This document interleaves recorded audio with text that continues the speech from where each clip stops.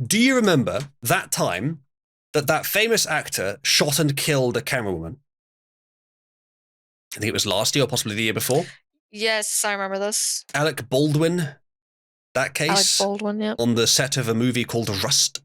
Well, the case has progressed, and now the armorer, who, if you'll recall, seemed like the fall guy, despite being a woman, there's evidence has come out against her. Now, despite the fact that Hannah Gutierrez Reed here, the armorer, seemed like the fall guy, seemed like they were going to let her take the fall rather than let Alec Baldwin take the fall, despite that, there was indications even back then that she was actually irresponsible. However, there are two sides to this story, and we'll try and cover both of them, but this article is about the evidence against her. Rust armorer Hannah Gutierrez Reed, seen in photos with live rounds of ammo as involuntary manslaughter trial opens. There he is. Oh, she was seen with live ammo? Well, we'll have a look. Damning evidence kicked off the involuntary manslaughter trial against Rust armorer Hannah Gutierrez Reed Thursday as jurors reviewed photos of live rounds found on the set. Special Prosecutor Jason Lewis said investigators combed through movie set photos, determining there were 6 live rounds that circulated the set of the Alec Baldwin-starred Western movie, including one displayed in a photo that Gutierrez Reed took of herself at work. Quote, "There is a live round sitting right on Miss Gutierrez's lap, and she failed to identify it," Lewis told the 12 jurors as they were shown in the image. Lewis went on to spell out how Gutierrez Reed's alleged negligence and failure to follow standard safety protocols led to the tragic October 21st, 2021 shooting of Helena Hutchins, a Ukrainian-born wife and mother.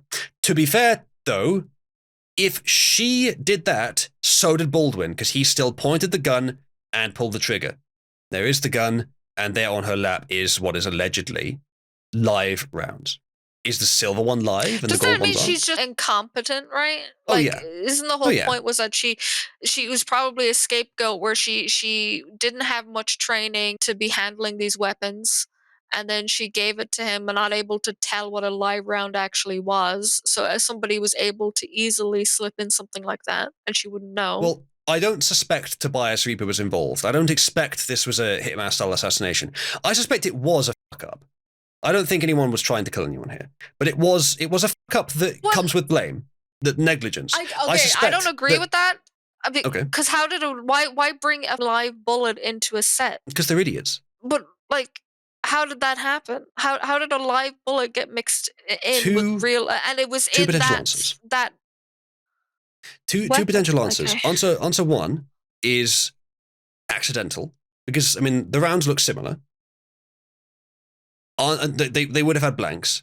Answer two is they wanted to actually use the guns to like shoot targets on set, which there are reports that they were doing. Yeah. So as Duxbury says, apparently they were plinking cans between shots. So yeah, this could have happened from that. Now, does she seem to have been less competent than she should have been? Yes. I don't have any strong reason to say that except for what's being shown in this article. But yes. Was Alec Baldwin less careful than he should have been? Yes. I suspect that this was a tragic accident, but that both Alec Baldwin and Hannah Gutierrez Reed, the armorer, are to blame partially. Now, chat will often tell me it's ultimately the responsibility of the person holding the gun, no matter what, to retain gun safety. I'm not disagreeing with that. And he could face the full consequences of his negligence. But separately from that, so could she, because she had a job to do. And by failing to do it properly, if she did fail to do it properly, she created that danger. There is another side to this, though, as I said. This article covers one. It may cover the other. We'll have a look. Lewis also showed the jury photos of the rounds that cops removed from the set. One of the 37 rounds had a silver bottom, an indication it was a real bullet. I'm not sure if that's true. I haven't heard that before, but perhaps it is. Saunders says it's common practice, according to actual seasoned movie armorers, to have live rounds for hero guns so they can function tested. But they're supposed to be far more careful in keeping the live and dummy ammo separate. Yeah. The fact that not one but 6 live rounds has allegedly made their way onto the set and had been circulating, with one landing in Baldwin's ammunition bandolier and another ending up in a second actor's bandolier. Wow. Is incomprehensible when taken against the stringent movie set safety standards, Lewis argued. Quote, the defendant treated the safety protocols as if they were optional, Lewis said, noting Gutierrez Reed, 26. By the way, 26 is pretty young to be an armorer, especially like a female armorer. It's just a weird combination. Well, wasn't she the daughter of one of the people there, and that's why she got that position? She was a relative of like one of the producers, I think. Mm. It's nepotism. Producing nepotism, merit. yeah. No. She failed to take out and inspect each of the 6 rounds inside the gun, which was real and not a prop, and that was only supposed to be holding dummy rounds. Quote, instead, she cracked open the gun and partially spun the cylinder before handing the firearm off to First Assistant Director David Halls, who then gave it to Baldwin, Lewis claimed. The brand new gun, made to look like a gun from an old western, contained a .45 caliber, I think that's the right way to say that, bullet that killed Hutchins and wounded director Joel Souza. The rookie armorer, who'd only ever held the position one other time, then walked out of the church on the set of the Western film that was being shot at the Bonanza Creek Ranch, Lewis described. I expect she is going to go down, but Alec Baldwin probably should as well. Baldwin, who has also been charged with involuntary manslaughter in a separate case, was sitting on a pew bench inside the church rehearsing for an upcoming scene when he held and manipulated the gun, causing it to fire off a live round that shot completely through Miss Hutchins before landing in Sousa's shoulder, Lewis told jurors. The on-set paramedic, not on-set is one word, on-set paramedic attended to the 2 injured crew members while they waited for emergency responders to reach the remote desert location after Hutchins was eventually taken to the hospital by helicopter, but she was not able to be revived, Lewis said. The prosecutor called Gutierrez Reed, who was 24 at the time, sloppy and unprofessional, and said she treated the safety protocols as if they were optional. She's charged with involuntary manslaughter and tampering with evidence for allegedly handing off a bag of cocaine to a friend just after she was interviewed by law enforcement.